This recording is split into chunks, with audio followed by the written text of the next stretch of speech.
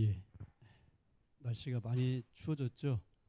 예, 그 코도 자꾸 막히는 것 같고요. 입술이 이렇게 막 자꾸 타는 것 같아요. 뭘 발라줘야 될 것 같아요. 어쨌든 우리가 일기의 이런 변화 속에서 또 겨울을 준비하는데요. 다가올 또 우리 주님의 재림을 또 우리가 준비하는 어떤 그러한 그 모멘텀으로 삼을 수 있는 그런 기회들이 다 되었으면 참 좋겠습니다. 오늘 저녁에는 영원한 거처라고 하는 제목으로 요한복음 14장 1절로 6절의 말씀을 함께 살펴보도록 하겠습니다. 자, 우리 함께 읽겠습니다. 제가 먼저 읽겠습니다. 파란 글씨를 읽어주시기 바랍니다. 너희는 마음에 근심하지 말라. 하나님을 믿으니 또 나를 믿으라.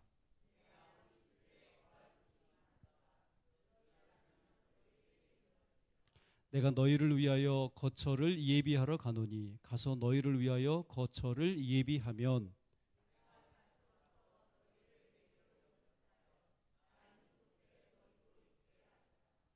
내가 어디로 가는지 그 길을 너희가 아느니라.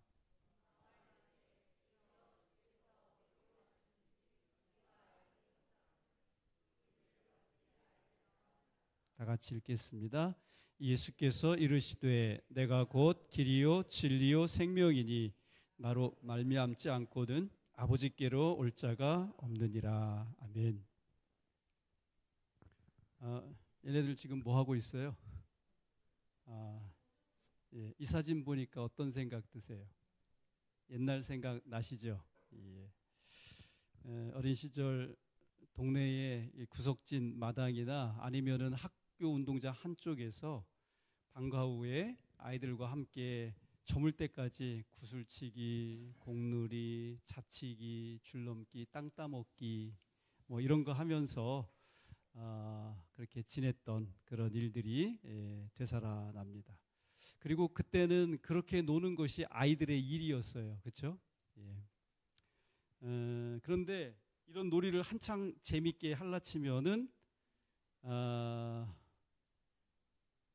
우리의 이런 모든 그 재밌는 이 즐거움에 막을 내리게 하는 한 목소리가 있었습니다. 뭐예요?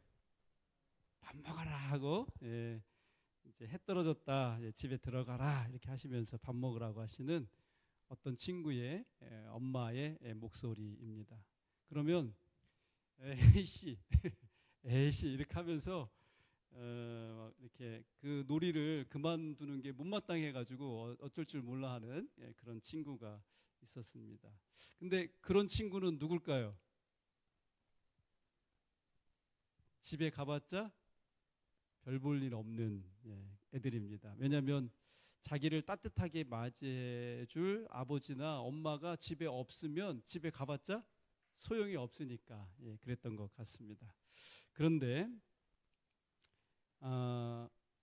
제가 이제 이렇게 커서 그런 때도 생각을 하고 다시 오실 그리고 특별히 우리를 데리러 오실 예수님의 재림을 이렇게 묵상하다 보니까 어떤 생각이 드냐면 어느 날 인생의 놀이터에서 해 저무는 줄 모르고 이 삶의 놀이에 분주해 있는 우리들에게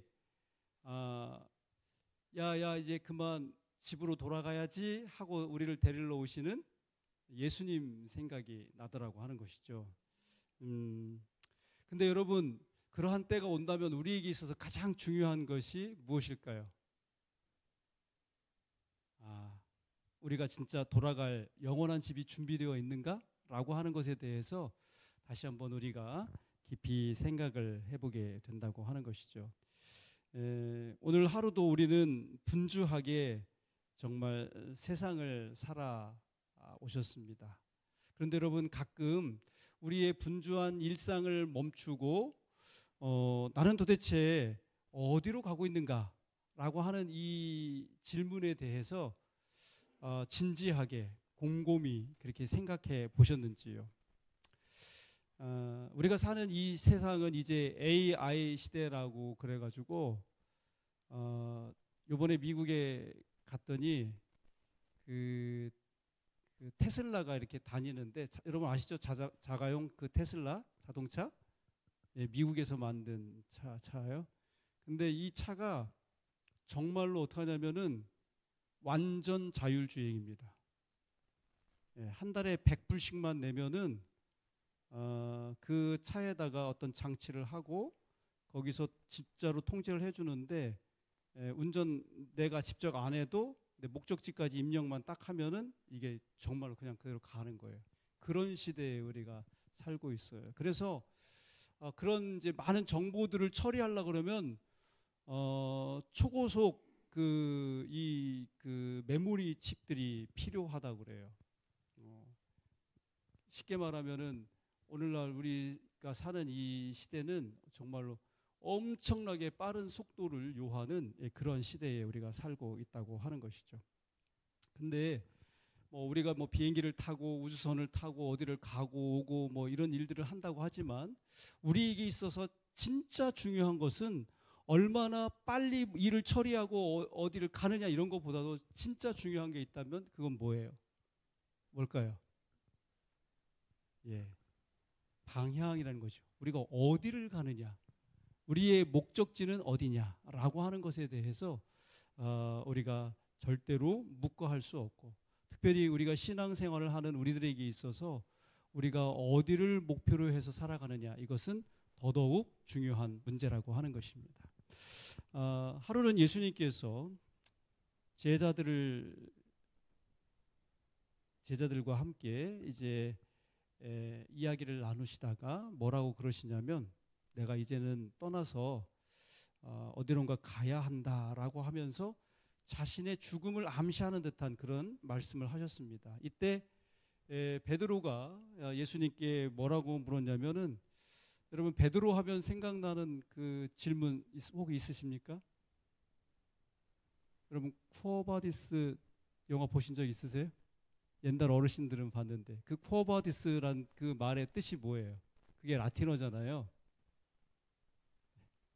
주여 어디로 가시나이까 라고 하는 말입니다. 이게 요한복음 13장 36절에 있는 말씀인데, 근데 이 말에 예수님께서 제자들에게 주셨던 답이 오늘 우리가 본문으로 읽었던 재림의 허락입니다. 한마디로 예수님은 제자들에게 그의 제자들이 이 세상을 떠나 거하게 될 영원한 거처, 영원한 천국을 준비하고자 가신다고 말씀하시고 계십니다. 그렇다면 우리 인생이 마침내 도착할 영원한 거처 혹은 집, 처소에 대해 성경은 우리에게 무엇이라고 교훈하고 있는가요?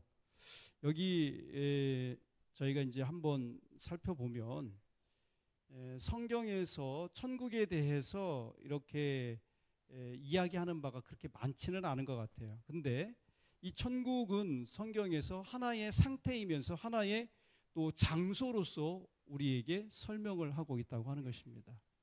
제가 지난번에도 한번 언제 언급하면서 설교하면서 이제 언급을 했었던 것 같은데요. 천국의 본질은 어디에 있는가? 여러분 천국 그러면은 우리는 무엇가 생각이 납니까? 여러 가지로 뭐 우리가 천국에 대해서 이야기할 수 있을지 모르겠지만 천국의 본질은 하나님의 통치에 있다고 하는 것입니다. 하나님께서 왕이 되시고 하나님이 나를 주관하시고 내 삶의 주인이 되시면 그때부터 뭐가 된다고 하는 거예요? 천국이 이루어진다고 하는 것이죠. 그래서 천국은 의의 나라요, 화평의 나라요, 기쁨의 나라라고 우리에게 성경은 이야기해 주고 있습니다. 왜냐하면 천국의 통치자이신 우리 하나님께서 의롭고 평화로운 기쁨의 주님이시기 때문이라고 하는 것입니다. 우리가 이 세상을 살면서 우리의 삶 가운데 하나님을 주인으로 모시고 영접한다면 우리 인생에는 지금까지 우리가 한 번도 경험해 보지 못했던 그런 행복과 화평과 기쁨과 의가 시작된다고 하는 것입니다. 그래서 그것이 바로 이 땅에서 우리가 세상을 살아가면서 맛보는 하늘이라고 하는 것이죠. 그러나 성경은 동시에 천국이 완벽한 장소로서 하나님의 백성들을 위해서 준비되고 예비되어 있다고 우리에게 이야기를 해주고 있습니다. 여기 2절의 말씀을 다 같이 다시 한번 읽겠습니다. 시작. 내 아버지 집에 거할 곳이 많도다. 그렇지 않으면 너희에게 일렀으리라. 내가 너희를 위하여 거처를 예비하러 가노니. 예. 오늘날 우리가 뭐 발달된 그런 이 현대 과학의 눈부신 진보의 그 덕택으로 편안함을 그렇게 만끽하면서 살아가고 있지만은요, 이 현대 과학은 우리의 창조주이신 하나님께서 엿새 동안 세상을 창조한 이 신비한 경이로움의 지극히 작은 한 부분에 지나지 않는다고 하는 것이죠. 근데 여기 요한복음 1장 3절에 보니까 만물이 그로 말미암아 지은 바 되었으니 지은 것이 하나도 그거 없이는 된 것이 없느니라, 이렇게 말씀을 주십니다. 다시 말하면 성경은 우리 예수님께서 우리의 뭐가 되신다고요? 창조주가 되신다고 하는 사실을 선포하고 있습니다. 그런데 이 창조주이신 예수님께서 그의 제자들과 우리들을 위해서 영원한 거처를 준비하기 위해서 지금 떠나신다고 말씀하고 계신 것입니다. 그러면 예수님께서 이 세상을 떠나가신 이후 지금까지 준비하시는 천국은 얼마나 경이로운 곳이 되겠습니까? 창조주이셨던 예수님께서 다시금 우리와 함께 거하실 천국을 예비하시기 위해서 지금까지 준비하시고 계신다면 그 하늘이라고 하는 곳은 과연 얼마나 아름답고 놀라운 곳이 되겠습니까? 라고 하는 사실에 대해서 우리가 다시 한번 생각을 해보게 되는 것입니다. 지난 시간에도 저희가 한번 읽었었는데요. 계시록 21장 10절로 21절 말씀을 다시 한번 좀 같이 읽어보도록 하겠습니다. 제가 먼저 읽겠습니다. 홀수절을 읽어주시기 바랍니다. 성령으로 나를 데리고 크고 높은 산으로 올라가 하나님께로부터 하늘에서 내려오는 거룩한 성 예루살렘을 보이니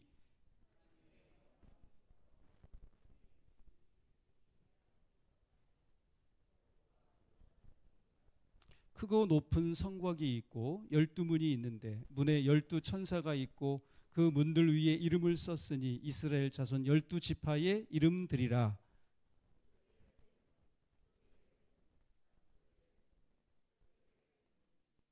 그 성의 성곽에는 12기초석이 있고 그 위에는 어린 양의 12사도의 12이름이 있더라.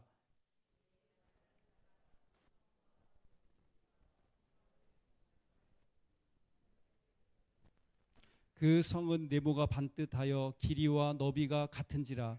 그 갈대자로 그 성을 측량하니 12,000 스타디온이요 길이와 너비와 높이가 같더라.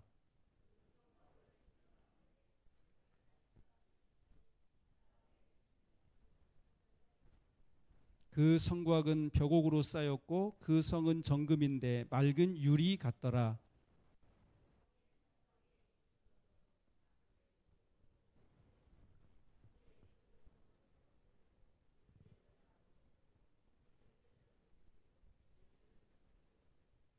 다섯째는 홍마노요, 여섯째는 홍보석이요, 일곱째는 황옥이요, 여덟째는 노곡이요, 아홉째는 담황옥이요, 열째는 비치옥이요, 열한째는 청옥이요, 열두째는 자수정이라.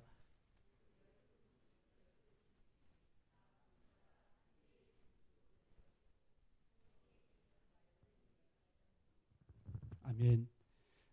바로 이렇게 지어진 곳이 여러분과 저희가 함께 살게 될, 우리 주님과 더불어 살게 될 정말 천국이라고 하는 것이죠. 우리 서천교회 성도님들은 한 분도 빠짐없이 그 자리에 꼭 있게 되시기를 간절히 바라겠습니다. 유명한 설교자 이 스펄전 목사님이 성경에 생각보다 천국에 대한 설명이 많지 않은 이유에 대해서 뭐라고 이야기했냐면 천국은 서프라이즈 킹덤이다, 이렇게 이야기를 했어요. 여러분 우리나라는 뭐 이제 그런 게 별로 없지만은 서양 문물이 유입되면서 이제 우리 그 자녀들 가운데서도 이제 그런 거 참 좋아하는데 여러분 서프라이즈 파티 들어보셨어요? 우리 강 집사님 서프라이즈 파티 한번 받아보신 적 있으십니까? 그런 거 없죠. 근데 우리 젊은 친구들은 이 서프라이즈 파티라고 하는 거를 굉장히 좋아합니다. 근데 이 파티의 특성이 뭐냐면은 그 파티의 주인공이 되는 사람들에게는 절대로 그 사실을 알리지 않는다는 것이죠. 그것이 그 파티의 성공의 키가 되는 것입니다. 근데 그들이 이제 이 파티를 이제 아주 그 놀라움으로 경험하도록 하기 위해서 그렇게 이제 알리지 않는 건데, 마치 이 천국이라고 하는 것은 예수님께서 친히 준비하신 이 서프라이즈 파티와도 같다고 하는 것이죠. 이런 경의의 나라, 영원한 거처를 예수님은 그를 따르는 자들을 위하여 선물로 준비하고 계시다고 하는 것입니다. 오늘 우리가 예수님을 믿고 진실로 따르기를 결심한다면 바로 우리가 이 서프라이즈 파티, 서프라이즈 킹덤의 주인공이 될 수 있다는 사실을 마음속에 깊이 새길 수 있게 되기를 간절히 바랍니다. 근데 이 영원한 거처는요, 단순히 우리가 사는 집일 뿐만 아니라 뭐냐면은 만남의 장소가 된다고 하는 것입니다. 여기 요한복음 14장 3절도 한번 같이 읽어볼까요? 시작. 가서 너희를 위하여 거처를 예비하면 내가 다시 와서 너희를 내게로 영접하여 나 있는 곳에 너희도 있게 하리라. 여러분, 천국에서 일어날 가장 중요한 사건은 무엇인가?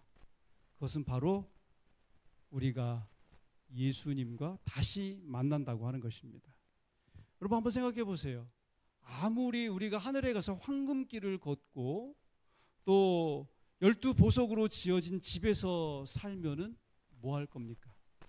거기 우리의 창조자요 구원자이신 우리 주님이신 예수님께서 만약에 그곳에 계시지 않다면 여러분 의미 있어요, 없어요? 아무런 의미가 없게 되는 것입니다.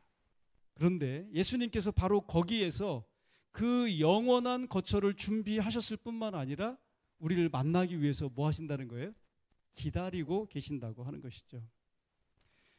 사실 우리가 누군가를 위하여 파티를 준비하면 파티의 주인공보다도 파티를 준비한 사람들이 더 흥분해서 그 순간을 기다리게 되는 장면을 우리가 보게 됩니다. 근데 성경은 계속해서 우리에게 이야기하기를 우리가 하나님을 만나기를 원하는 것보다도 하나님께서 우리를 만나기를 더욱 간절히 기대하고 계신다고 하는 것이죠. 그러므로 우리 사람들은 하나님과의 만남을 기다리되 특별히 이것은 우리의 노력이 아니라 하나님의 원하심의 결과라고 하는 사실을 기억하시고 우리 하나님의 기대에 부응하고 또 충족시켜 줄 수 있는 그러한 믿음과 마음으로 우리 주님을 성실히 따를 수 있게 되기를 간절히 바랍니다. 여러분 혹시 이분이 어떤 분이신 줄 아십니까? 옛날에 그 문화부 장관도 하셨었는데요. 이어령이라고 하는 교수님이시죠. 정말 한국의 대표적인 지성으로서 그렇게 일컬음을 받을 만한 그런 분이셨습니다. 그런데 이분이 침례를 세례, 거기는 이제 세례라고 그러죠. 세례를 받고 기독교인이 된 것이 세간에 정말 엄청난 화제가 된 적이 있었습니다. 이제 뭐 이분이 이제 지금 이제 고인이 되셨지만요. 이분이 왜 그게 화제가 됐냐면 청년 시절부터 인문학적 지성으로 때로는 반기독교적인 그런 언어를 주저치 않고 그냥 뭐 마음껏 이야기하시던 그런 분으로서 이 종교라고 하는 것을 하나의 문화적인 현상쯤으로만 이야기하시던 분이었기 때문입니다. 그런데 그런 분이 개심을 하고 회심을 해가지고 침례를 받고 교인이 되었으니 이거는 정말 놀랄 만한 일이 아닐 수 없었다고 하는 것이죠. 뭐 이분에 관한 이야기를 아시는 분들은 아시겠습니다만은 이분에게는 아주 정말 똑똑하고 잘 나가는 딸이 하나 있었어요. 미국에서 이제 변호사가 됐는데 그분이 이제 그 암에 걸려서 죽음과의 그 사투를 벌이는 가운데 하나님을 만나게 됐고, 하나님의 특별한 그런 그 도우심으로 구사일생으로 살아나게 됐고, 마침내 신학을 공부하고 목사가 됐어요. 그래서 그분의 딸의 그 투병 과정에서 목격한 이런 기적 같은 일들이 그가 교인이 되는 데 있어서 하나의 계기가 된 것도 사실이지만은, 이분이 나중에 뭐라고 이야기하냐면 이런 얘기를 해요. 자신은 인생의 성숙기에 들어서면서 자기가 경험한 것이 있는데, 지성이라고 하는 것, 사람이 무엇인가 알고 그것을 통해서 성숙함을 이루었다 할지라도 결국 그것은 한계에 부딪힐 수밖에 없구나라고 하는 사실을 자기가 이 절감을 했다는 것이죠. 그래서 이제 이분이 그 세례를 받기 전이었는데, 쉽게 말하면 그가 그리스도인이 되기 전에 이 시를 써가지고 발표한 게 있어요. 근데 그 제목이 뭐냐면 어느 무신론자의 기도 1이라고 하는 그런 시입니다. 이 시를 읽어보면 그의 마음속에 어떤 변화가 일어나고 있었는가를 우리가 헤아려 볼 수 있는데요. 제가 한번 좀 읽어보겠습니다. 어느 무신론자의 기도 1. 하나님, 당신의 제단에 꽃 한 송이 바친 적이 없으니 절 기억하지 못하실 것입니다. 그러나 하나님, 모든 사람이 잠든 깊은 밤에는 당신의 낮은 숨소리를 듣습니다. 그리고 너무 적적할 때 아주 가끔 당신 앞에 무릎을 꿇고 기도를 드립니다. 하나님, 어떻게 저 많은 별들을 만드셨습니까? 그리고 처음 바다에 물고기들을 놓아 헤엄치게 하셨을 때, 은빛 날개를 만들어 새들이 일제히 날아오를 때 하나님도 손뼉을 치셨습니까?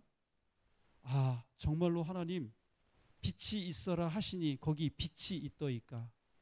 사람들은 지금 시를 쓰기 위해서 발톱처럼 무딘 가슴을 찢고 코피처럼 진한 눈물을 흘리고 있나이다.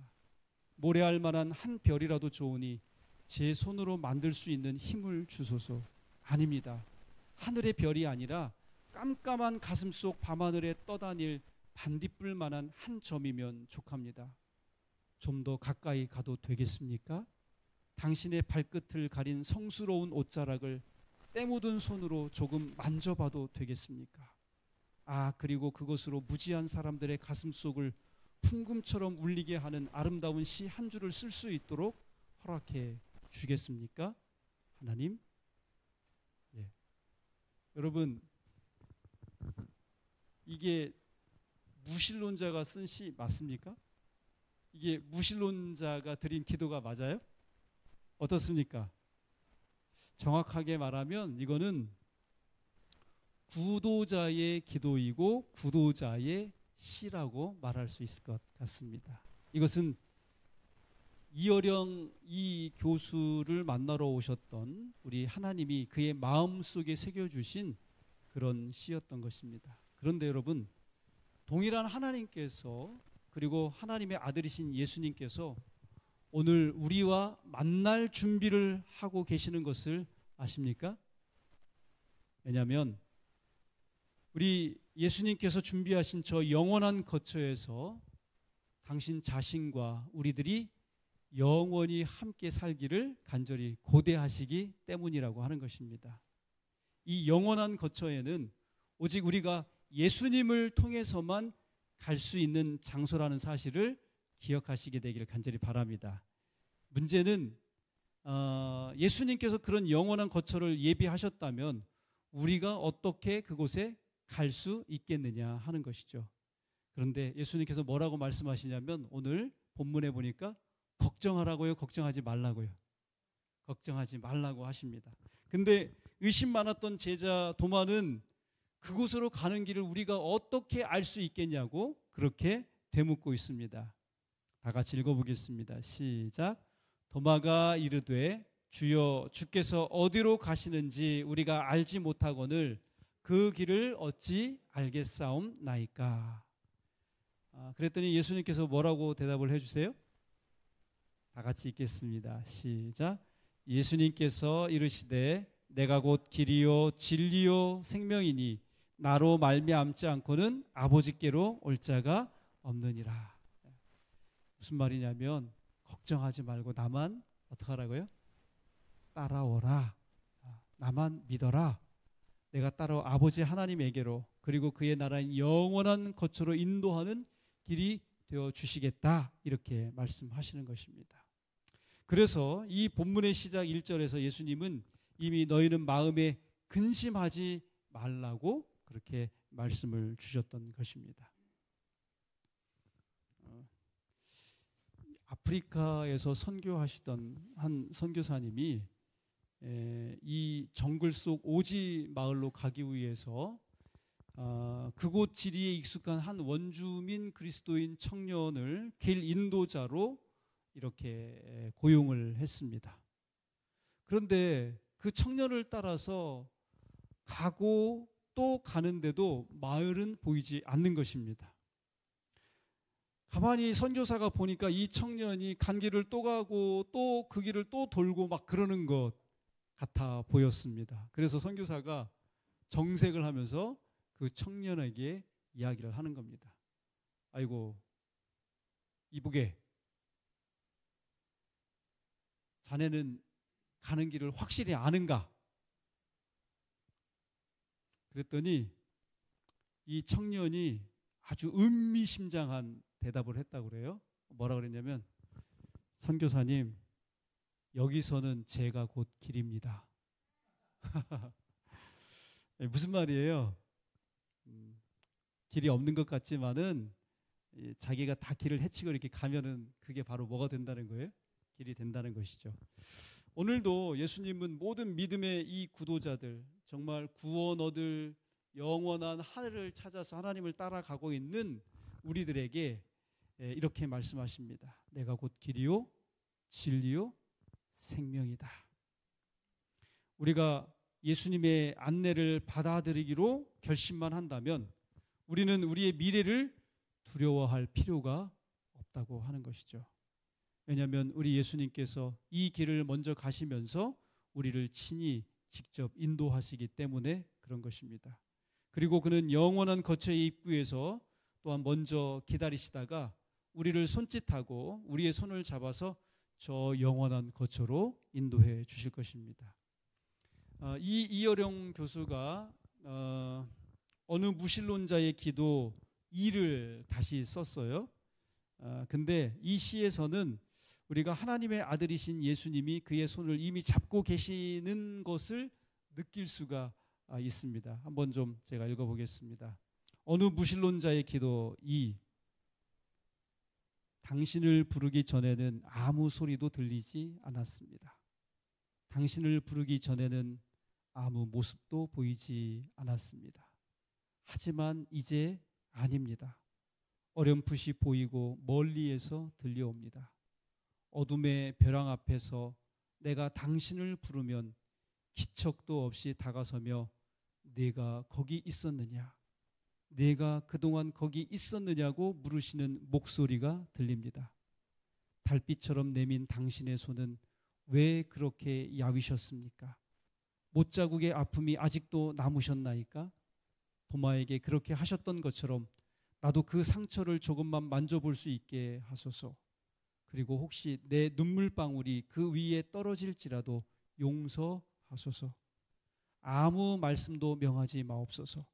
여태까지 무엇을 하다 너 혼자 여기에 있느냐고 더는 걱정하지 마옵소서. 그냥 당신의 야윈 손을 잡고 내 몇 방울의 차가운 눈물을 뿌리게 하소서. 예, 그렇습니다. 하나님의 아들이신 예수님께서 내가 길이요라고 이런 그런 말씀을 선언하시기 위해서 예수님께서는 이미 우리의 이 더럽혀진 죄를 깨끗이 하시기 위해서 갈바리에 당신 자신을 위한 십자가를 짊어지셨고 또 우리를 위해서 거기에서 피를 흘리셨다고 하는 것입니다. 그래서 내가 길이라고 하는 말씀을 하실 수 있었고 바로 그 영원한 거처로 우리를 인도하시기 위해서 주님 하셔야 할 모든 일을 다 하셨다고 하는 것이죠. 이제 우리가 할 일이 하나 있다면 그분을 우리의 인생의 유일한 안내자요, 완벽한 안내자요, 우리 인생의 구주와 주님으로서 의탁하고 그분을 따라가는 것밖에는 없다고 하는 것입니다.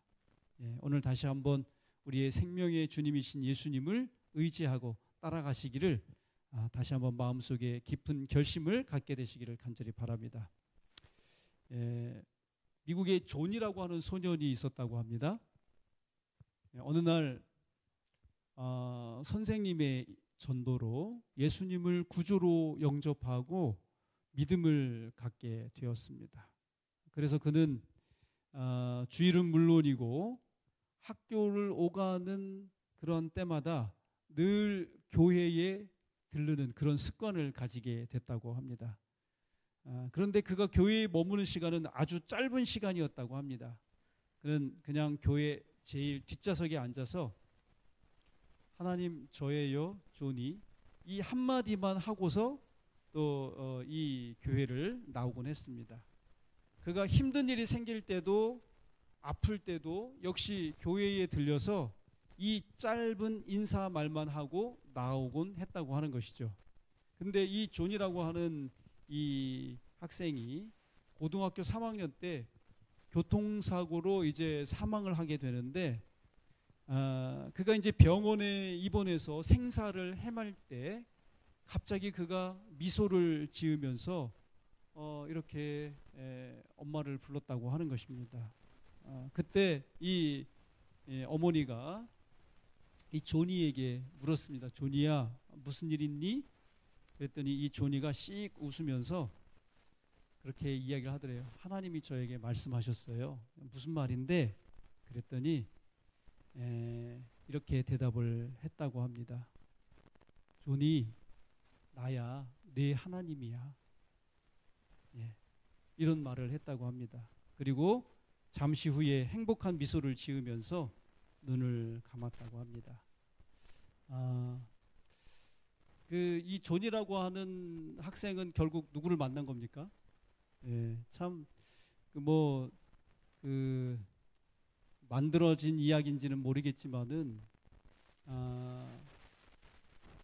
존이 나는 네 하나님이야. 이 한마디 말이 이 존이에게는 정말 최고의 위로의 말씀이었고 그에게 영생을 주시겠다고 하는 하나님의 최고의 확언과도 같은 말이라고 생각이 됩니다.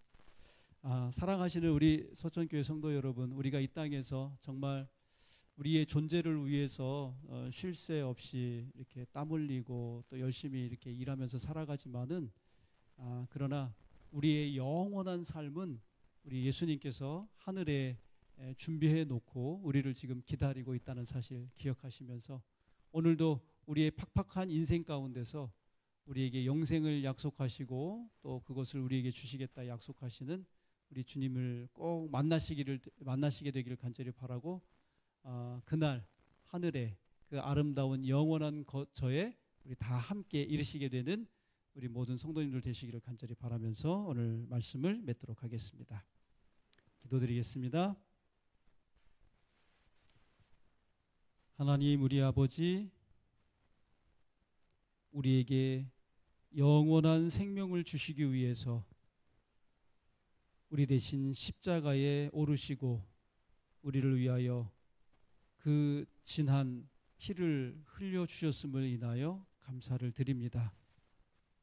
오늘 우리가 주님의 그 귀한 희생 덕분에 영생의 소망을 가지고 우리 주님 예비하신 저 하늘 거처에 가기를 또 희망할 수 있는 사람들이 되었사오니 오늘 우리 주님께서 우리에게 내어미신 그 손길을 믿음과 감사함으로 붙잡을 수 있게 인도하여 주옵시고 주님을 따라 나선 이 믿음의 길이 뒤돌아보거나 또 식은 그러한 마음이 되지 않도록 인도하여 주시옵소서.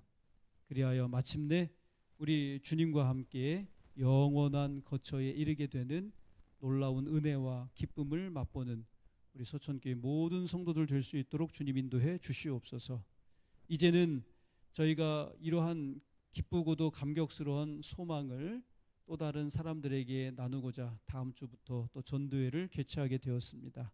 주님, 이 전도회에 우리가 사랑하고 우리하고 친한 이웃들을 꼭 이 자리에 모실 수 있도록 인도하여 주옵시고, 그리하여 같은 소망을 가지고 영원한 하늘 처소에 이를 수 있도록 은혜 입혀 주시옵소서. 주님, 이제 돌아가는 발걸음도 안전하게 지켜주시고 이 남은 한 주간도 주님과 동행하는 아름다운 그리스도인 삶을 살도록 인도해 주시옵기를 예수님 귀하신 이름으로 간절히 기도합니다. 아멘.